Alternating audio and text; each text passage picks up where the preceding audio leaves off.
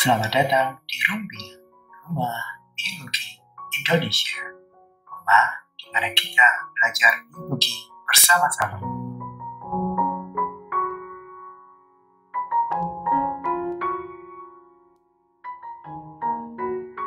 Pada episode kali ini, Rumah Biologi Indonesia mengajak kawan-kawan semua untuk membahas satu konsep terkait dogma sentral biologi.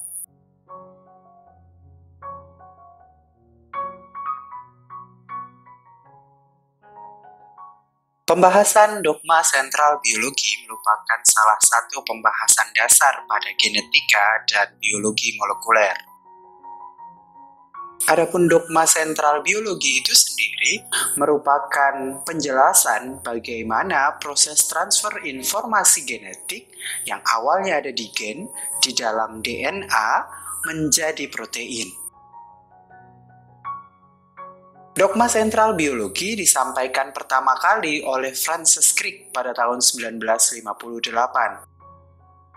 Francis Crick kemudian memutakhirkan dogma sentral yang dia sampaikan pada tahun 1970. Francis Crick membagi dogma sentral biologi dalam 3 jalur, yaitu jalur umum, jalur khusus, dan jalur tak dikenal. Jalur umum adalah dogma sentral biologi yang terjadi pada makhluk hidup kebanyakan.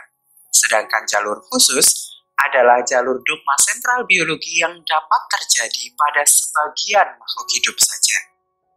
Sedangkan jalur tak dikenal adalah jalur dogma sentral biologi yang hingga saat ini belum bisa dibuktikan baik secara teoritis maupun praktis. Nah, mari kita coba bahas apa masing-masing jalur dari dogma sentral biologi. Pertama adalah jalur umum dogma sentral biologi. Jalur di mana hampir kebanyakan makhluk hidup mengalami jalur ini. Jalur ini dimulai dengan DNA. Kenapa DNA? Ingat bahwa gen ada di dalam DNA. Jalur pertama adalah DNA yang mampu membentuk dirinya sendiri. DNA membentuk DNA. Peristiwa ini kita sebut sebagai replikasi DNA. Selanjutnya yang masuk ke dalam jalur umum adalah DNA yang mampu membentuk RNA. Peristiwa ini kita sebut transkripsi. Sedangkan ketiga adalah RNA yang membentuk protein. Peristiwa ini kita sebut translasi. Pembahasan lanjut terkait replikasi DNA, transkripsi dari DNA menuju RNA, dan translasi dari RNA ke protein akan kita bahas pada episode Rumah Biologi Indonesia selanjutnya. Lalu bagaimana dengan jalur khusus atau jalur spesial dari dogma sentral biologi? Jalur yang hanya dilalui oleh beberapa makhluk hidup saja. Jalur yang pertama adalah RNA yang membentuk DNA. Peristiwa ini kita sebut sebagai transkripsi balik yang kita jumpai pada organisme virus RNA. Misalnya pada virus corona yang saat ini sedang merebak dan menyebabkan COVID-19 itu adalah virus RNA. Virus ini bisa melakukan transkripsi balik. RNA-nya bisa membentuk DNA. Lalu yang kedua adalah replikasi RNA, di mana RNA mempunyai kemampuan untuk membentuk RNA. Peristiwa ini juga terjadi di virus RNA. Sedangkan yang ketiga dari jalur khusus dogma sentral biologi adalah DNA yang langsung ditranskripsi menjadi protein, dikenal dengan istilah transkripsi langsung. Beberapa jenis bakteri bisa melakukan mekanisme ini. Kalau kita satukan jalur umum dan jalur khusus dapat kita gambarkan dengan skema berikut.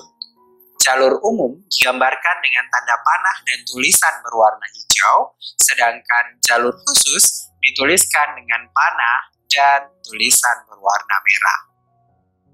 Lalu bagaimana dengan jalur tak dikenal dalam dogma sentral biologi? Jalur tak dikenal tadi adalah jalur yang hingga saat ini belum dapat dibuktikan baik secara teoritis maupun secara praktis. 3 hal yang masuk ke dalam jalur tak dikenal di dogma sentral biologi ini. Yang pertama adalah kemampuan protein membentuk RNA, yang kedua adalah kemampuan protein membentuk DNA, dan yang terakhir adalah protein membentuk dirinya sendiri. Yang perlu kita ingat bahwa pengetahuan itu bersifat nisbi. Kebenarannya tidak mutlak. Kebenaran saat ini bisa jadi esok hari adalah sesuatu hal yang salah. Sehingga bisa jadi transfer protein menuju RNA saat ini dia masuk ke jalur tak dikenal. Tapi 5 tahun mendatang, siapa tahu salah satu dari kita menjadi orang yang bisa membuktikan bahwa protein bisa membentuk RNA. Sehingga dia dikeluarkan dari jalur tak dikenal ini menjadi jalur yang lain. Demikian penjelasan Rumah Biologi Indonesia pada episode kali ini. Jangan lupa tinggalkan jejak kalian di kolom komentar. Terima kasih sudah berkunjung ke Rumah Biologi Indonesia, rumah di mana kita belajar biologi bersama-sama. Sampai jumpa di episode selanjutnya.